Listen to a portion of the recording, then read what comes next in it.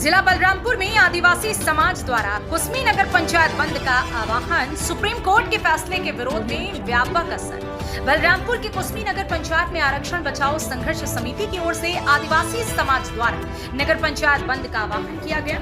ये बंद अनुसूचित जाति एससी और अनुसूचित जनजाति एसटी आरक्षण के संबंध में सुप्रीम कोर्ट के हालिया फैसले के विरोध में आयोजित किया गया था। इस बंद के समर्थन में कुसमी और आसपास के क्षेत्रों में दूर तक प्रभाव देखने को मिला। बंद के दौरान कुसमी के सभी क्षेत्रों में दुकानें पूरी तरह से बंद रही।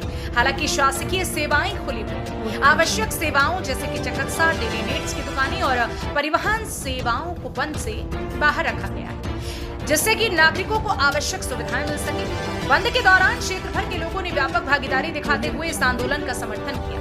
इसके अलावा राष्ट्रीय अनुसूचित जाति आयोग के अध्यक्ष के नाम पर अनुविभागीय अधिकारी राजस्व द्वारा एक ज्ञापन भी सौंपा गया। ज्ञापन में सुप्रीम कोर्ट के फैसले का विरोध करते हुए आदिवासी समाज की चिंताओं को उजागर किया गया और न्याय की गुहार लगाई गई। इस बंद के आयोजन से स्पष्ट हुआ है कि आदिवासी समाज इस मुद्दे पर गंभीर है और वे अपने अधिकारों की रक्षा के लिए दृढ़ संकल्पित है। बंद का व्यापक असर और लोगों की भागीदारी ने इस आंदोलन को एक मजबूत संदेश प्रदान किया कि अनुसूचित जाति और अनुसूचित जनजाति के आरक्षण के मुद्दे को हल करना सरकार की प्राथमिकता होनी चाहिए। खबर देखिए जिला बलरामपुर से सैफ अली के साथ।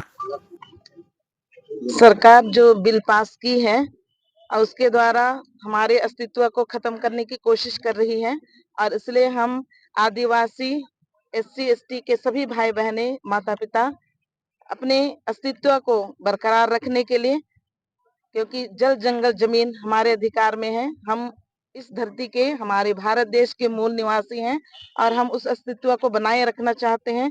हम शांति प्रिय लोग हैं, हम शांति के साथ अपना जीवन यापन करते हैं, अपनी खेती बाड़ी में कमाते हैं और इसलिए जो सरकार पारित करके हमको छिन भिन करना और खत्म कर देना चाहती है, हम उसके विरुद्ध में यहाँ एकत्रित हुए हैं। तो सारे मीडिया के साथियों का अपन स्वागत करते हैं। इस क्रांति की बेला में आप लोगों ने आके हमारी व्यथा को जानने का कोशिश की। देखिए, ये कोई छोटी मोटी मांग नहीं है। देश आजाद होने के बाद आज सबसे बड़ी 1 अगस्त 2024 को माननीय उच्चतम न्यायालय ने जो निर्णय पारित किया है, जो गाइडलाइन दिया है राज्य शासन को, उससे बेहद खफा है आदिवासी और हरिजन वर्ग के और शोषित दलित ओबीसी वर्ग के।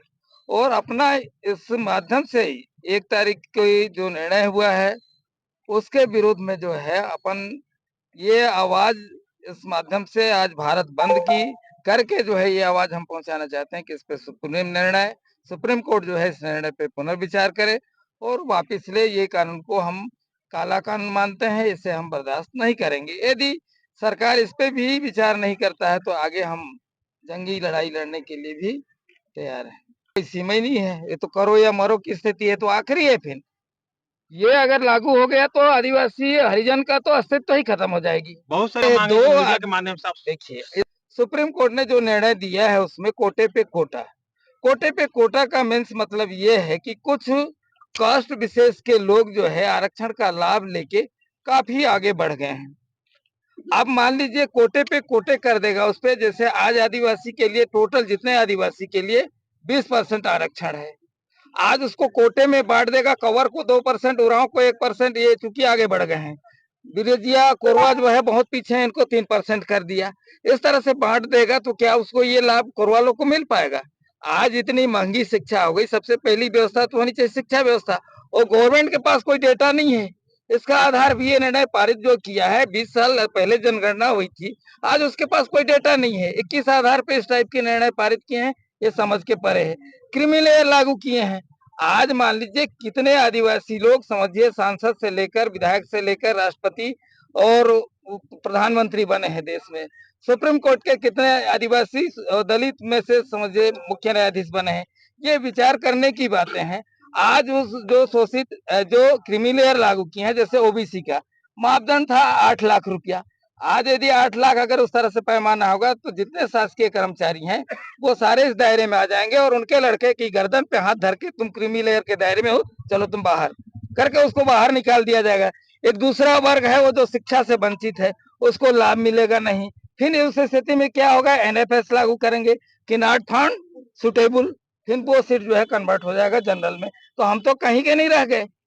आप विचार कीजिए ना कि आज हमारी दशा क्या होगी इस परिस्थिति में। देश में कहीं कानून बनाने की अधिकार नहीं था। 341 और 342 जो है इसमें स्पष्ट किया है, वो संसद ही कानून बनाता है, उस पे जायज हुआ है नहीं हुआ है सुप्रीम कोर्ट उसकी समीक्षा करता है। ये तो पहली बार हम देख रहे हैं ना कि सुप्रीम कोर्ट कानून पारित कर रहा है और गाइडलाइन जारी कर रहा है।